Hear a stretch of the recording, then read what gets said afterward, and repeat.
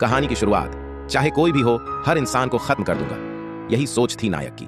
उसका मुख्य निशाना था राजा। दूसरी तरफ राज्य ने अपनी सेना भेज दी और नायक द्वारा बुलाए गए विशालकाय पर ताबड़तोड़ हमले किए। बमबारी ने नायक को नीचे गिरा दिया और विशालकाय भी तबाह हो गया। 10 साल तक शांत रहने के बाद नायक ने महसूस किया कि उसका शरीर अब उतना चुस्त नहीं रहा। उसी समय राजा अपनी बीमारी की वजह से बिस्तर से उठ भी नहीं पा रहा था।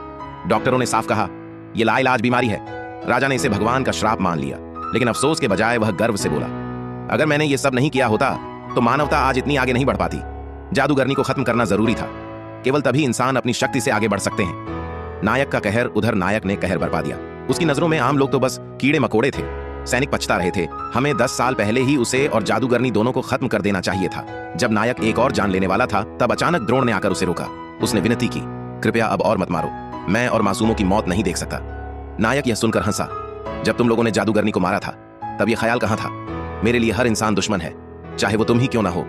द्रोण ने कहा, क्रोया, गुरु भी नहीं चाहेंगी कि तुम ऐसा करो। गुरु का नाम सुनकर नायक चौंक गया। मुझे बेवकूफ मत बनाओ, उसने चीखते हुए कहा। अतीत का घाव नायक का दर्द अब गुस्से में बदल गया। उसने कहा, अगर उस समय जादू खत्म करने वाला उपकरण न होता तो मैं और गुरु कभी इंसानों से हारते नहीं। तभी द्रोण ने धीरे से कहा, क्रोया को वापस लाने का तरीका है, मैं तुम्हारी मदद करने आया हूं। लेकिन नायक ने उसे पकड़ लिया। मजाक कर रहे हो? अगर तुम जादूगरनी हो तो उस दिन क्रोया को बचाने क्यों नहीं आई? द्रोण ने सिर झुकाकर माफी मांगी। हम सब अपनी जान बचाने में लगे थे। अंतिम फैसला नायक ने आखिरी बार करने के लिए हाथ उठाया। द्रोण ने कहा, अगर मेरी मौत से तुम्हारा गुस्सा शांत हो सकता है तो मार दो, लेकिन क्रोया को वापस लाने की कोशिश के बिना मत जाना। द्रोण के इन शब्दों ने नायक को रुकने पर मजबूर कर दिया। उसके मन में गुरु की यादें ताजा हो गईं। जैसे ही द्रोण ने नायक को सहारा देने की कोशिश की, वह फुसफुसाया, क्या मैं यहां रह सकता हूं? लेकिन कहानी यहीं खत्म नहीं होती।